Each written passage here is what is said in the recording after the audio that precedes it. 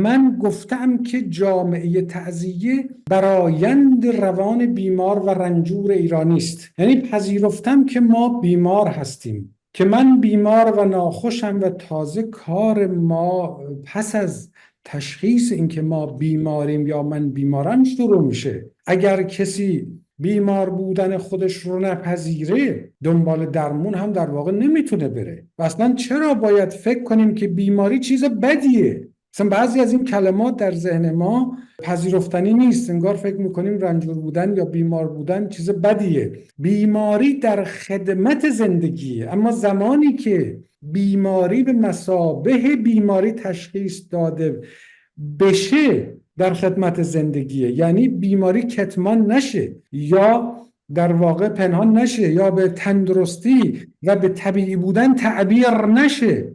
درد دقیقاً یا بیماری یک سیستم حفاظت کننده از زندگیه. ما این رو باید بدونیم که بیماری دوست ماست، نباید انکارش بکنیم، نباید بترسیم ازش، نباید در واقع ما اگر به روان رنجور شدیم، در ادامه میگم به این دلیل که ما بیمار بودن خودمون رو نپذیرفتیم و این بلایی سر ما آورده، این بیماری رو درونیده و پنهان کرده در درون ما و داره در واقع ما رو به یک سمت‌های هدایت میکنه که سمت‌های در واقع درستی نیستن. نیچه در یکی از آثارش وقتی میخواد انسان رو توصیف بکنه، او رو در قیاس با حیوانات دیگه حیوان بیمار مینامه. یعنی به جای حیوان ناطق به زبان ارسطو، او رو حیوان بیمار مینامه. چرا؟ چون که این انسانی که برخلاف دیگر موجودات میتونه تغییر بکنه و به تندرستی دست پیدا بکنه و تندرستی و همچنین بیماری یک فراینده. انسان تا زمانی که خودش رو بیمار میدونه رو به تندرستی داره. مسئله اینجاست. اما به محض اینکه دیگه خودش رو بیمار ندونست، یعنی بیماری رو به سبک زندگی خودش تبدیل کرد، از مدار زندگی انسانی چی میشه؟ بیرون میافته. چون به هر حال دیگه این که بیماری وجه ضروری از زندگی است، امکان فرا رفت در زندگی است، امکان سلامت در زندگی است، رو عملا از زندگیش چیکار کرده؟ از مدار زندگیش به بیرون گذاشته و پنهانش کرده. و اتفاقا این بیماری الان دیگه در خدمت زندگی نیست، بلکه علیه زندگی است که الان میخوام توضیحش بدم. مثل کسی که حس گرسنگی خودش رو از دست میده یا اینکه خود گرسنه بودن رو به هدف زندگیش تبدیل میکنه. ولی گرسنگی خودش یک پدیده ضروری است. شما اگه حس گرسنگی نداشته باشی، خب نمیره غذا بخوری.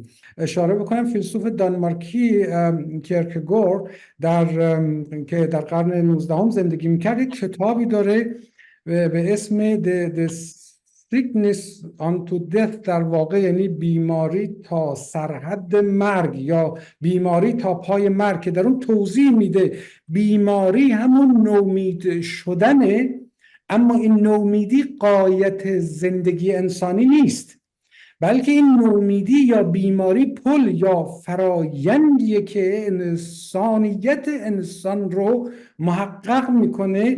و برای همین توضیح میده در این کتاب که ناامیدی به منزله بیماری گناه است، اما باقی ماندن در این شرایط، در شرایط این گناه، خود گناهی دیگر است. یعنی در واقع بیماری یا ناامیدی یا همه این چیزها تا زمانی در واقع معتبرن که در خدمت فرارفتن ما از وضعیت بیماری به سمت سلامت هستن. چون اینها ما نه در وضعیت سلامت مطلق به سر میبریم نه در وضعیت بیماری مطلق، ما همیشه در یک موقعیت در میان مونده هستیم. مسئله اینه که ما تعزیتی یا بیمار بودن رو به مثابه گناه خودمون نپذیرفتیم به زبان کیرکگارد، تا به این گناه بزرگتر، یعنی ماندن در این وضعیت بیماری دچار نشویم و این وضعیت به اصطلاح روان رنجوری و وضعیتی که داریم باش زندگی میکنیم. و نتیجه این که به زبان جامعه شناختی نه تنها حس بحران و فاجعه رو از دست دادیم، که از این بدتر خود فاجعه یا تعزیه و بحران و رنجوری رو به روش زیست خودمون تبدیل کردیم. و خاصه این که در سال 57 حتی این روش زیست تعزیتی رو تا آستانه یک نظم سیاسی برکشیدیم، یعنی ازش یک ساخت سیاسی و یک ساخت اداری و یک سازوکار به اصطلاح دولتی ازش برساختیم. و پرسش بنیادین ما اینه که چرا چنین شد؟ چرا بیماری و روان رنجوری به روش زندگی ما تبدیل شد؟ چرا اندوه و غم به غایت زندگی ما تبدیل شد؟ به عرفان و ادبیات ما تبدیل شد؟ چرا تعزیه به سایکوپولیتیکس یا به روان سیاست ما تبدیل شد؟ خلاصه اینکه چرا روان ما تعزیتی شد؟ چرا تعزیه به سیاست ما تبدیل شد؟ در تذکرة الاولیا میاد، در مثلا در ذکر فضیل عیاض میاد چون حق تعالی بنده ای را دوست دارد اندوهش بسیار دهد و چون دشمن دارد دنیا را بر او فراخ کند. دقت بکنید اینا مانیفست های به اصطلاح فرهنگی ما هستن، اینا زیر ساخت های فرهنگی ما هستن. اگر غمگینی در میان امتی بگرید جمله آن امت را در کار او کنند. بعد حالا در یه جای دیگری باز میگه از آنجاست که کان رسول الله صلی الله فلان بهمان متواصل الاحزان، یعنی اسمش رو میذارن متواصل الاحزان، گفت چنان که عجب بود که در بهشت گریان عجبتر آن بود که کسی در دنیا خندد. در واقع ادبیات ما آکنده از چنین تعزیه گرایی یا بیماری گرایی است که در تعزیه به نمایش به اصطلاح مصیبت در قالب یک نمایش مصیبت یا به مثابه نمایش مصیبت بازتاب پیدا میکنه. و چنان که در کتاب جامعه تعزیه آوردم، تعزیه و ذکر مصیبت در حقیقت چیزی نیست جز وسیله ای برای پذیرفتن بدبختی خود و جا دادن این بدبختی در کل زندگی از طریق موجه و مشروع ساختن آن به صورت جبر یا حکمت یا تزکیه نفس، که در نتیجه این کار از نظر جسم شناسی یک نقش بنیادین در جامعه و نمایش تعزیه خلق میشه که همون نقش قربانی یا شهید هست. اما این بازیگری و پذیرش نقش قربانی تنها یک پدیده امروزین و دیروزین نیست، بلکه اون رو باید در دورترین زمانهای تاریخی و حتی اسطوره‌ای این فرهنگ جستجو کرد و به ویژه در کهن‌ترین و شاید اصیلترین چهره اسطوره ایران، یعنی در اسطوره سیاوش یا اسطوره سیاوشان.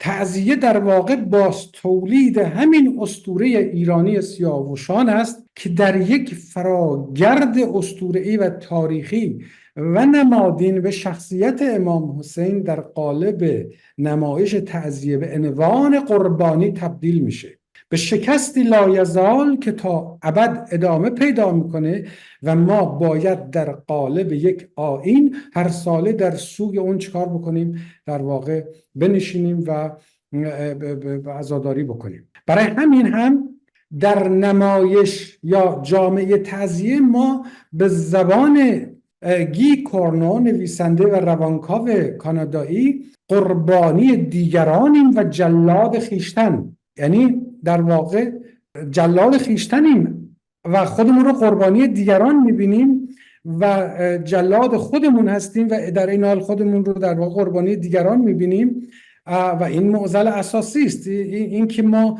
جلاد رو در بیرون از خودمون میجوییم و تعزیه فراافکنی و فرافکنی همین خود جلادی ما بر گرده دیگرانه، چندان که خود را قربانی دیگران در نظر میاریم و این بیش از هر چیز نتیجه یک گذشته حل ناشده در درون خود ماست که این گونه به روی صحنه نمایش و جامعه در میاد. اما این گذشته حل ناشده و مشکل دار چیه؟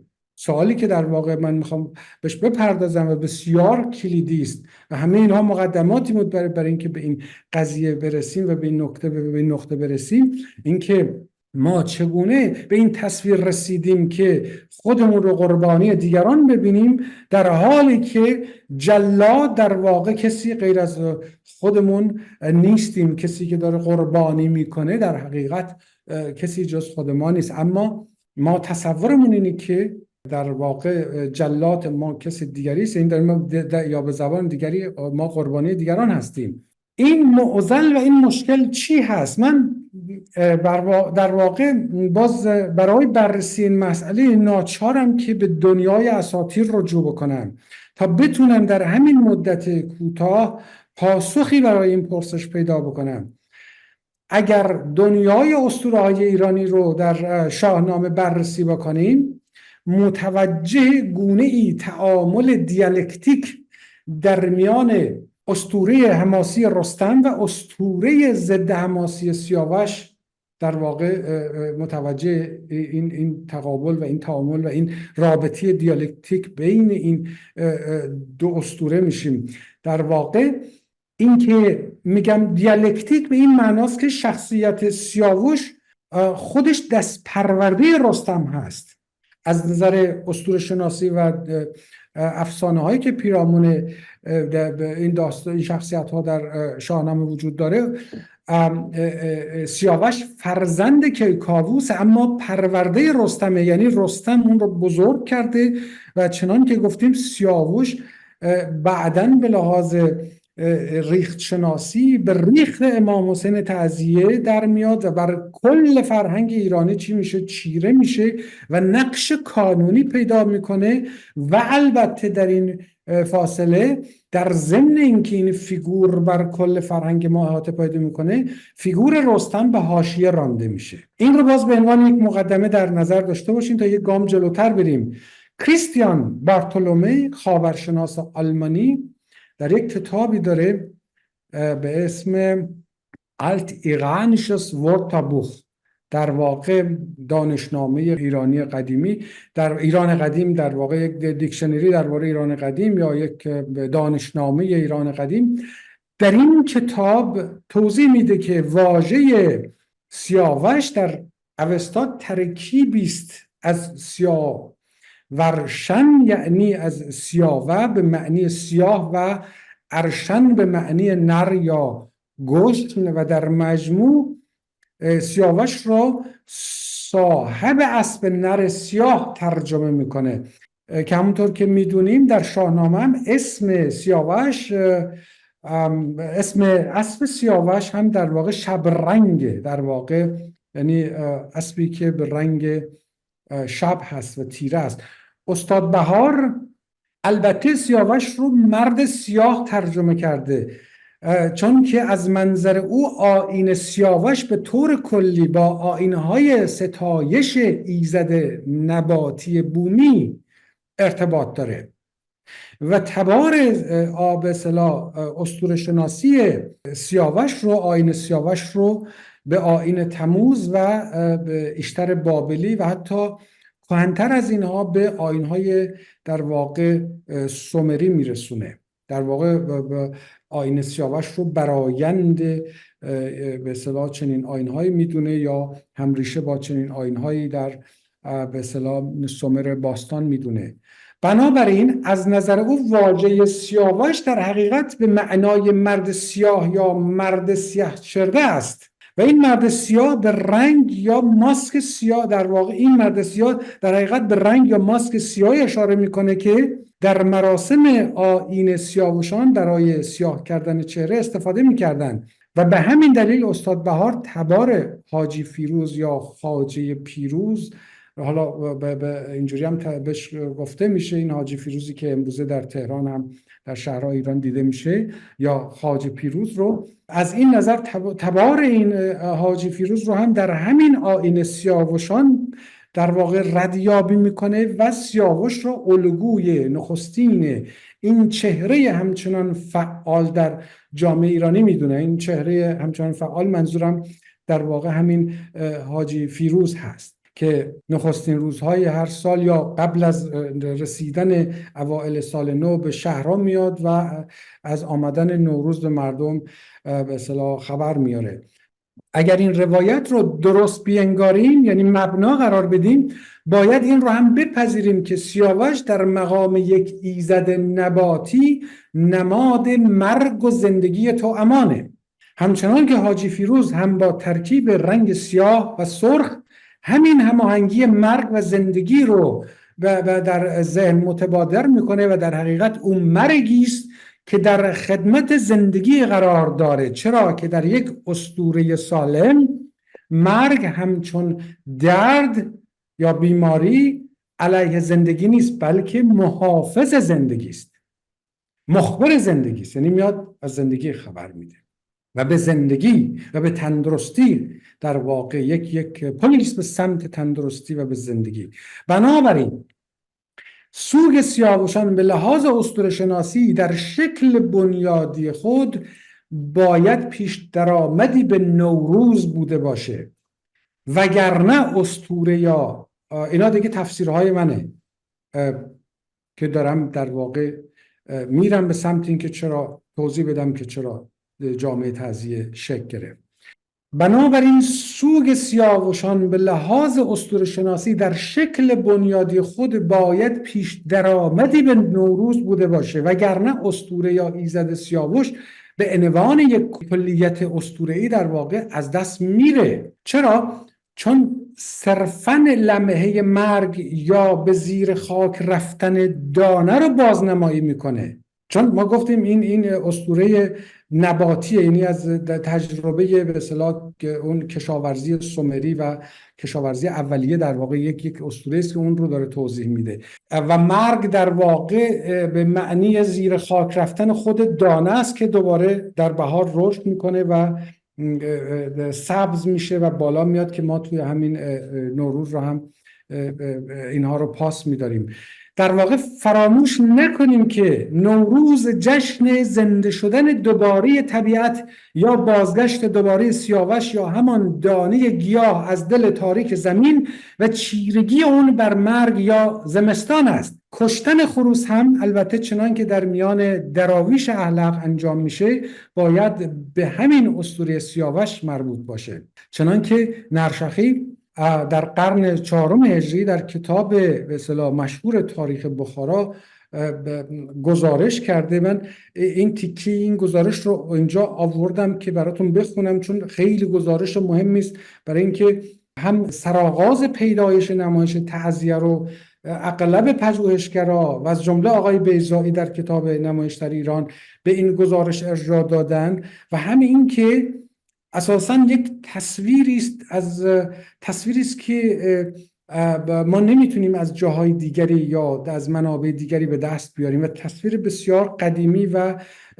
قابل توجهی است. این گزارش و این قطعه به این شکله که رد تعزیه رو دقیقاً در سوگ سیاوشان یا در آیین سیاوشان به ما نشون میده و نشانه‌هاش رو در واقع برای ما عیان میکنه. میگه ابوالحسن نیشابوری در خزاین العلوم آورده است که سبب بنای کهندز بخارا یا همین که تو چیز بهش میگیم امروزه کهندژ بخارا، حالا اون زمان به این شکل ثبت میکردن که سبب بنای کهندز بخارا یعنی حصارک ارگ بخارا آن بود که سیاوش ابن کیکاووس از پدر خویش بگریخت و از جیحون بگذشت و نزدیک افراسیاب آمد. افراسیاب او را بنواخت و دختر خویش را به زنی به وی داد و بعضی گفتند از جمله ملک خویش را به وی داد. سیاوش خواست که از وی اثری ماند در این ولایت از بهر آنکه این ولایت او را عاریتی بود، پس وی این حصار بخارا بنا کرد و بیشتر آنجا می بود و میان وی و افراسیاب بدگویی کردند و افراسیاب او را بکشت.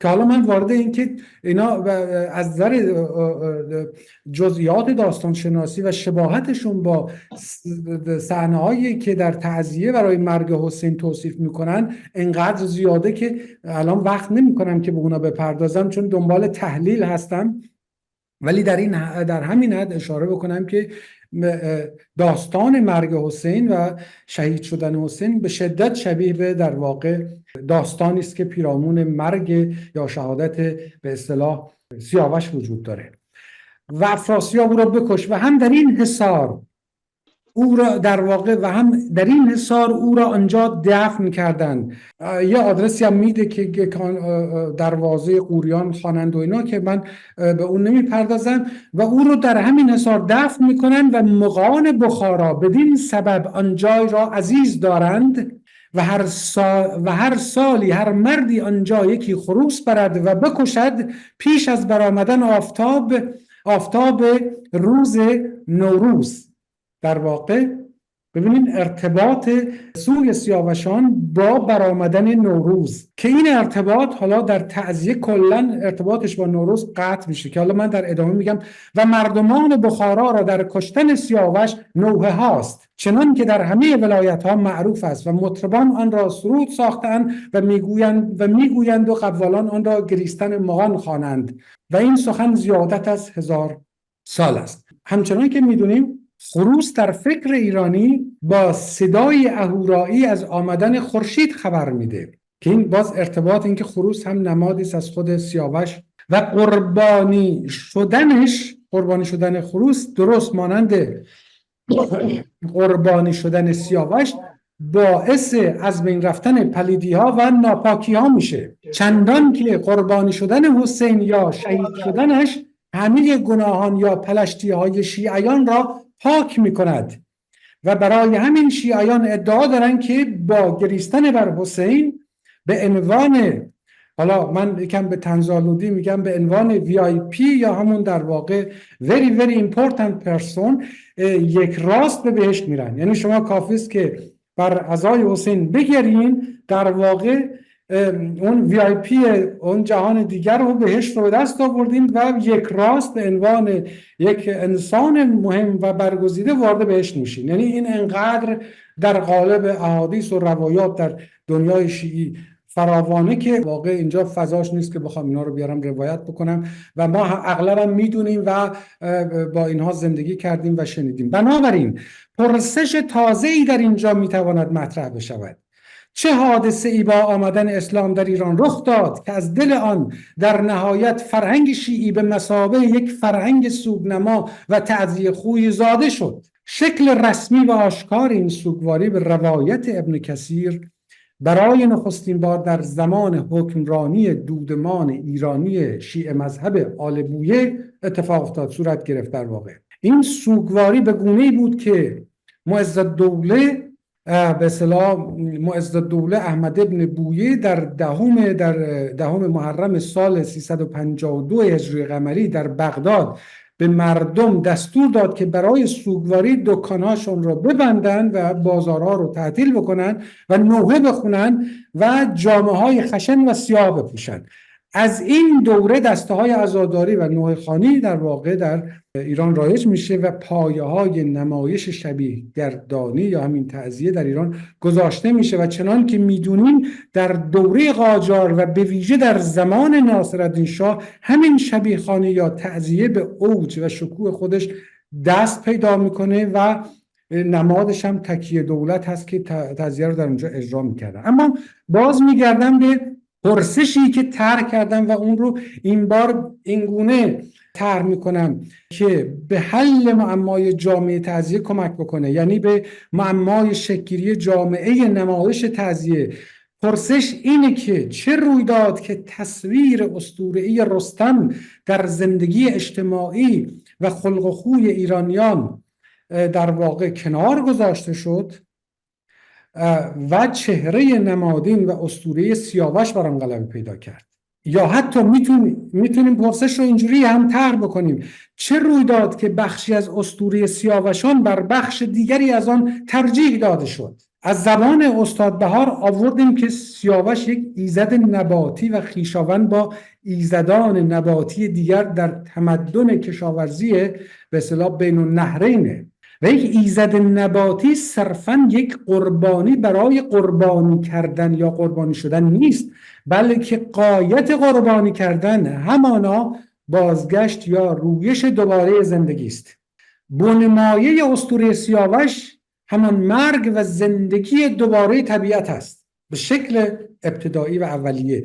مردمان دوران باستان با مشاهده رویدن و رشد گیاه در زمانی خاص و خشک شدنش در مرحله بعد به این نتیجه رسیدند که تا گیاه به نیستی نرود در هنگام بهار دوباره هستی باز نخواهد گشت. مردمان آن زمان در میان مرگ و زندگی یک وحدت بنیادی می‌دیدند و زین رو در اساطیر خود خدایی رو متصور شدند که بیمار می‌شود و می‌میرد تا دوباره به هنگام بهار به زندگی بازگردد، یا شهید میشه یا تکه تکه میشه. حالا تو فرهنگ‌های مختلف این تصویر به گونه‌های متفاوتی تصویر میشه، ولی در حقیقت مثل دانه که میره زیر زمین و تجزیه میشه و تکه تکه میشه و قربانی میشه تا اینکه دوباره در بهار در قالب سبزینه و زندگی جدید برگرده. بهار در کتاب پژوهش در اساطیر ایران می‌نویسه که این آیین به گونه‌های مختلف از دره سند تا یونان و مصر دیده میشه. داستان رامایان در هند، سیاوش در ایران، تموز یا دموزی در بین النهرین، بعل در سوریه و حتی داستان یوسف در تورات همگی نشان دهنده مرگ و حیات دوباره‌اند. آنچه مشخص است این است که آیین یا اسطوره سیاوش دو سویه داشته. یعنی فقط آیین سوگ نمیتونسته باشه، بلکه آیین شادمانی هم بوده. یعنی خدایی که میمیرد تا زندگی ببخشد و چه بسا که سیاوشان یا سیاوشان در بنیاد آیین سوگ اصلا نبوده. چنان که از نام کتاب آقای مسکوب درباره سیاوش هم این ایده برمیاد. سوگ سیاوش دو نقطه در مرگ و رستاخیز، یعنی سوگ غایت نیست در واقع، یا مرگ غایت نیست. مرگ یک فرایندی است برای رستاخیز و بازگشت زندگی و تداوم و ادامه یافتن زندگی. این جابجایی و تحریف اسطوره‌ای در تقابل با رستم نیز آشکاره. رستم یک شخصیت حماسی است، اما شخصیت سیاوش به حماسه منفی یا به همان فرهنگ شهادت تبدیل میشه که در اون زندگی به جای تایید شدن چی میشه؟ به جای یعنی برگشتن و به جای پذیرفته شدن نفی میشه. در یک لمحه تاریخی گویا یک اسطوره از وسط نصف شده و کارکردی ایدئولوژیک پیدا کرده. یعنی دیگر نه تنها زندگی زا نیست که فقط مرگ زاست و بیماری، شهادت یا قربانی دیگر نه پلی به زندگی و رویش دوباره، بلکه خود مرگ یا شهادت یا قربانی بودن خودش در واقع به یک غایت تبدیل شده، به یک هدف تبدیل شده. و این اون نقطه است که تعزیه رو طرح میاندازه و تعزیه رو شکل میده. مانند داستانی است که ما فقط یک فصل اون رو میخونیم. خلاصه این که در این لمحه تاریخی شهادت یا نفی زندگی به کانون زندگی اجتماعی ایرانیان راه پیدا میکنه. نقش قربانی بر نقش واقع‌گرا و اراده‌گرای حماسی غلبه پیدا میکنه، چندان که شاهنامه و نقل داستانهای شاهنامه به حاشیه میرن و نقل و یا روایت یا اسطوره شهید یا قربانی در قالب نمایش تعزیه و آیین‌های دیگر سوگواری در کانون زندگی ایرانیان قرار میگیره. نتیجه دیگر چیرگی این سیاوش پاره و از خود بیگانه شده البته فقط در کانونی شدن شخصیت قربانی یا همان شهید نیست که در تعزیه نمایان میشه.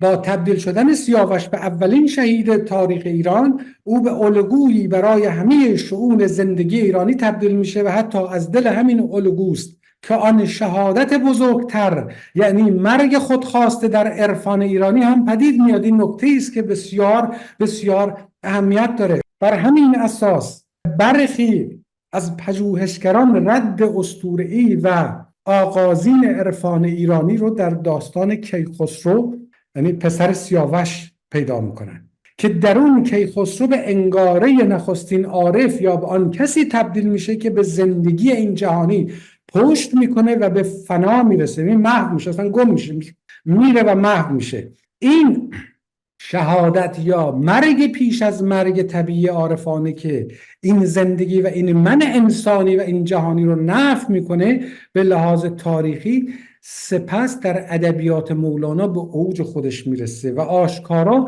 نیستی بر جای هستی نشینه و حتی در مقام جهاد اکبر به جنگ این هستی و نمودهای تنانه اون برمیخیزه. آینه هستی چه باشد؟ نیستی. نیستی برگر تو ابله نیستی، یا هر کس که ز نیستی ندارد بویی کافر میرد اگرچه دیندار بود. البته هدف من اینجا الان قضاوت درباره عرفان، اصلا پدیده عرفان یا مولوی نیست، چون عرفان یه پدیده چند لایه است و چند وجهی با ظهورات تاریخی و اجتماعی فردی مختلف هست. من فقط تلاش میکنم اون چرا که روی داده تا اونجایی که درک میکنم و امکان پژوهشی در اختیار دارم تلاش میکنم که اون رو صورتبندی بکنم و بیش از همه تلاش میکنم نشان بدم که چگونه در تاریخ این فرهنگ یک انگاره کهن بنیادین دچار دگردیسی و بسا زوال و انحطاط شده. در واقع چندان که پاره از آن علیه پاره دیگر آن برخاسته و آن را پس رانده است، مانند وقتی که سیستم ایمنی دیوانه یا کچکارکرد میشه و بر خلاف وظیفش علیه بدن شروع میکنه چکار کردن؟ عمل کردن. یعنی در عوض مراقبت از تندرستی بدن خود با آن حمله میبرد، مثل یک بیماری که باید فرایند بازیافت سلامت و نیروی تازه باشه، یعنی خود نیروی بیماری که باید یک امکانی برای بازیافت سلامت و نیروی تازه باشه، خود به مرضی مزاحم و مزمن برای بدن تبدیل میشه و کلیت و هماهنگی بدن رو چکار میکنه؟ برهم میریزه و نیروی حیاتی اون رو به تحلیل میبره. خلاصه کنم، سعی میکنم، من مطالب زیاد رو یادداشت کردم ولی سعی میکنم که این بحث رو به نتیجه برسونم و تمامش بکنم.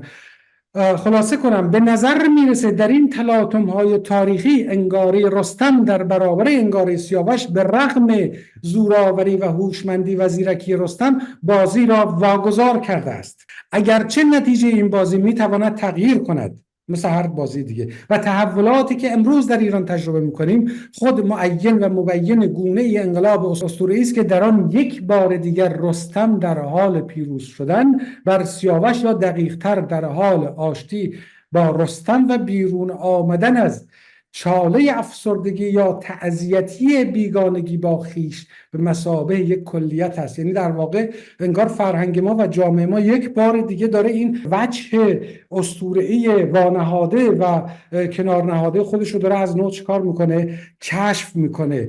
و برای همین در همین انقلاب زن و زندگی در حال یک اعاده تاریخی اسطوره‌ای است. یعنی افسانه سیاوش دیگر در حال گریختن از سوداوه نیست و سوداوه و سیاوش گویی دارن یکدیگر رو از ما چیکار میکنن؟ پیدا میکنن و دارن از هم به هم دیگه نزدیک میشن. روح ایرانی ما در این لحظه از لحظات، در لحظه از لحظات تاریخ، شاید بعد از اسلام و شاید هم پیشتر از آن و شاید هم بعدتر از آن دوپاره شد و از هم گسیخت. البته ما نمیتوانیم برای این لحظه تاریخی یک برهه مشخص در نظر بیاریم، اما به نظر میرسه که پس از اسلام این اتفاق روی داده باشه، اما نه یک باره بلکه به تدریج و شاید هم فرایند آن از عهد ساسانی آغاز شده باشه و حمله مسلمانان تنها نتیجه این گسست و از خود بیگانگی حیاتی بوده باشه. در نهایت همه رویدادهای کلان اجتماعی یک گذشته دور و درازی دارند که وقوع آن رویداد را پیشاپیش آماده کردن. یعنی درست اتفاقی یک چیزی یا به ناگهان رخ میده ولی از قبل وقایع دیگری اون امکان رو و اون لحظه تاریخی رو آماده کردن، وگرنه زیرساخت‌های یک فرهنگ به یکباره نمیتونه همینجوری منفجر بشه و مثلا تغییر مسیر بده و به یک سمت سوی دیگری بره. این که میگم اسطوره سیاوش به مثابه انگاره‌ای که روح ایرانی را باز می‌نماید دو شقه شده، بیش از همه بر اساس نمودهای عینی در جامعه امروز ایران است که در یک سو نمایش تعزیه و آیین‌های سوگواریش قرار دارند و در سوی دیگه آیین‌های شادمانی مانند نوروز و امثالهم که اتفاقاً پس از انقلاب بسیار تلاش شد که به کلی برچیده و حتی نفی شوند و این تعارض و تخاصم همچنان به شدت در کار و هر بار به شکلی متفاوت در جامعه ما خودش رو نشان میده. نوروز در حقیقت همان سویه مطرود ایزد یا خدای گیاهی سیاوش است. مطرود است اما همچنان در درون جامعه ایرانی زندگی می کند و بسا دقیق‌تر در حاشیه این جامعه در حال مقاومت است و اتفاقا آنچه که در تاریخ و جامعه ما مقاومت ورزیده همین سویه زندگیگرای ما در برابر سویه مرگخواه و شهادتگرای شیعی و تعزیتی است. اگرچه همیشه همین سیستم تعزیتی خواسته داستان رو وارونه نشون بده و اساس تعزیه یعنی وارونه کردن و بازگونه نشون دادن واقعیت‌های حیاتی و تاریخی و زیستی یا به زبان فلسفی بازگونگی ارزش‌ها. در واقع در تعزیه همه چیز، همه ارزش‌ها چی میشن؟ بازگونه میشن. فرهنگ شهادت نه تنها علیه زندگی است بلکه یک آرمان ایدئولوژیک خطرناک است که تنها در خدمت دشمنان نوروز به عنوان نماد و انگاره زندگی است. فرهنگ شهادت برآیند نفی زندگی و نتیجه گونه نیهیلیسم کینه توزانه است که در کتاب جامعه تعزیه به اون پرداختم.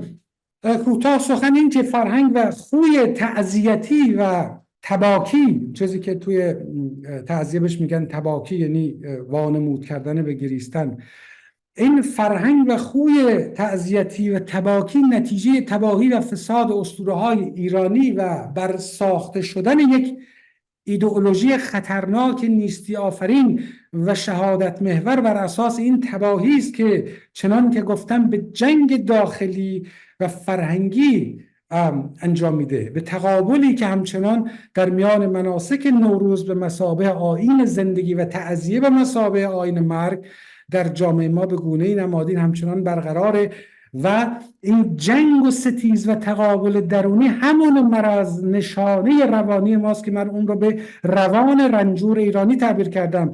ظاهر جامعه ما چنان است که گویا نه تنها رنجور نیست که برعکس بسیار خوش و شادمان است، اما نباید فریب این خوشباشی را خورد. این جامعه برای تحمل رنج روانی خود از دو شیوه بهره میگیره، یک نمایش رنج و حتی قلوب نمایشی این رنج، و به همین خاطر نام دیگر تعزیه شبیخوانی است و چنان که می‌دانیم فرهنگ تعزیه جز همین برون فکنی و نمایش رنج نیست و این راز برساخته شدن نشانه‌های ژستیک تعزیتی در جامعه ایرانی است که در تعزیه و آیین‌های دیگر سوگ نمود نمایشی پیدا می‌کنند.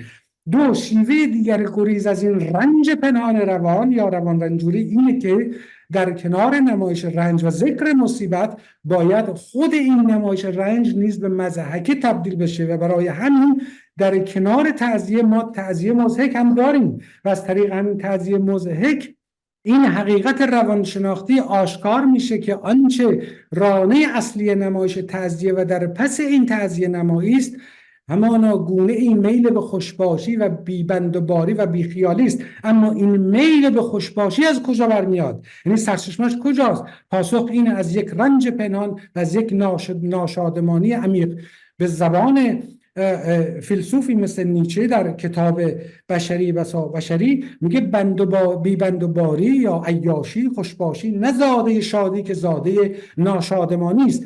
جامعه شادمان و تندرست مانند در انسان شادمان و تندرست نه نیاز به مصیبت نمایی یا غم نمایی یا تباکی داره و نه اینکه نیاز داره خودش رو در یک بیخیالی خوشباشانه غرق بکنه تا بلکه از اون رنج عمیق مبهمی که در خود احساس میکنه فرار بکنه. اما خاستگاه این رنج مبهم و سرگردان کننده چیه؟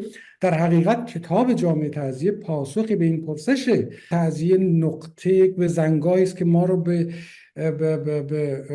اون دورها و اون نقاط پایه‌ای فرهنگ ایرانی وصل میکنه و اساساً اگر بخوایم مشکلاتمون رو کشف کنیم از دریچه همین کشف این ساختار میتونیم بهش نزدیک بشیم یا به هر حال درکش بکنیم چون همچنان که گفتم حالا آدم رو متهم میکنن به این که حتما ما میخوایم خودمون رو تحقیر بکنیم، خودمون رو متهم بکنیم، خودمون رو کوچیک بکنیم. نه، این خبرها نیست. ما باید خودمون رو بشناسیم و خب یکی از روزنگاه هایی که من پیدا کردم و وارد شدم این هست و به ویژه این که من خودم از یک خانواده میام که به لحاظ تباری تعزیه خوان بودن، یعنی ملا و مکتبدار و تعزیه خوان بودن. یعنی تا کودکی هم نسل‌های قدیمی رو من یادم بود که اینها تعزیه میخوندن یا تو مناسک به اصطلاح همین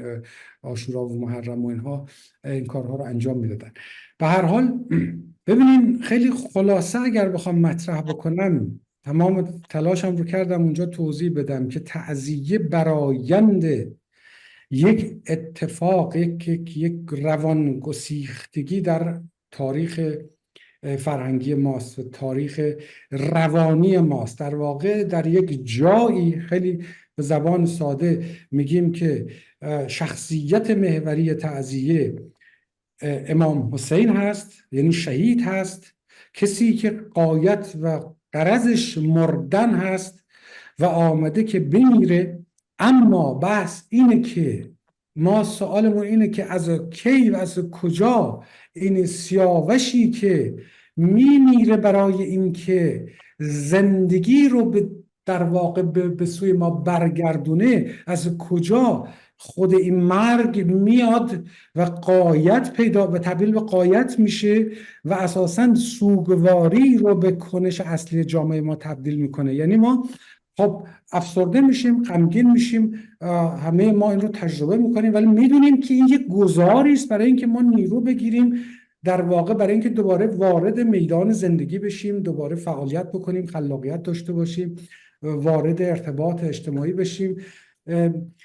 در حقیقت از یک جایی و در یک لحظه این رابطه، یعنی اومدن این اسطوره رو من اسمش رو گذاشتم انحراف یا در واقع تباهی یا زوال اسطوره جامعه ایران. از یک جایی این اسطوره کج کارکرد شده، یعنی انگار خودش با خودش بیگانه شده، یعنی مثل یک موجود هیولاوشی شده که در واقع از نیمه خودش و از نیمه بریده شده خودش غافل شده و نمیدونه که اساسا برای چی اونجا هست. فکر میکنه اینجا هست برای اینکه بمیره. چون برای همین گفتیم که غایت تعزیه میبینیم گریستن تبدیل میشه به غایت زندگی ایرانیا، غم داشتن، و اصلا تبدیل میشه فرهنگ ایرانیا که فکر میکنن شما میتونین با گریستن چیکار بکنین.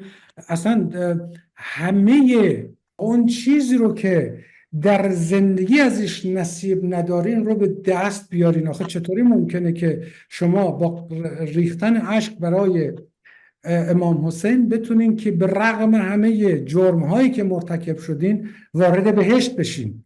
این در واقع یک ایدئولوژی است که یعنی از این اسطوره سیاوش یک ایدئولوژی ساختن که بر ضد خودش تبدیل شده، یعنی بر ضد زندگی تبدیل شده. اسطوره سیاوش برآیند همزیستی رستم و سیاوش هست. در واقع سیاوش دست پرورده رستم هست و بایستی خوی رستم به عنوان شخصیت اسطوره‌ای که زندگی رو تایید میکنه و در راستای زندگی عمل میکنه در سیاوش هم وجود داشته باشه. ولی از کی و از کجا این اتفاق افتاده که شخصیت اسطوره سیاوش تحریف شده و از دلش تعزیه بیرون اومده؟ یعنی به جای اینکه مثلا نوروز بشه، حالا به شکل سمبولیک میگم، نمادین میگم، نوروز بشه غایت این زمستان، به جای اینکه مثل حاجی فیروز بیاد خبر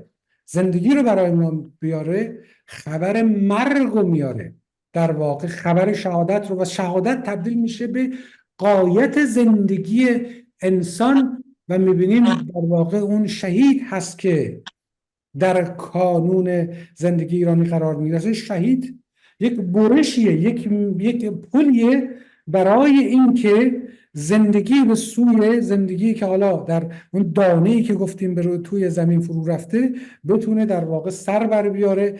در واقع میبینیم که توی همون چهره حاجی فیروز که نمادهاش در واقع رنگ سیاه و قرمز هست، اون یک داره از جهان مردگان میاد، از جهان مردگان داره میاد که خبر بازگشت زندگی رو بیاره برای ما. قرمز رنگش برای اینکه رنگ خون، رنگ زندگی، رنگ همون شهیدی است که برای زندگی خودش رو وقف کرده، نه اینکه علیه زندگی و برای نفی زندگی و برای انکار زندگی. و این در حقیقت در عرفان ما هم راه خودش رو پیدا میکنه، چون فرزند سیاوش کیخسرو آرکیتایپ و مدل اولیه عرفان ایرانی است که اساساً زندگی رو ترک میکنه، محو میشه، فنا فی الله میشه. در واقع خود فنا فی الله شدن خودش باز به ارتباط داره با این جریان و با این اسطوره‌ای که ازش صحبت کردیم و ارتباط عمیقی وجود داره به خاطر همین بین ساخت فکر شیعی و خود ادبیات عرفانی که چگونه اینها در همدیگه میتنن، در هم میتنن و به همدیگه عناصر خودشون رو میدهن و واگذار میکنن.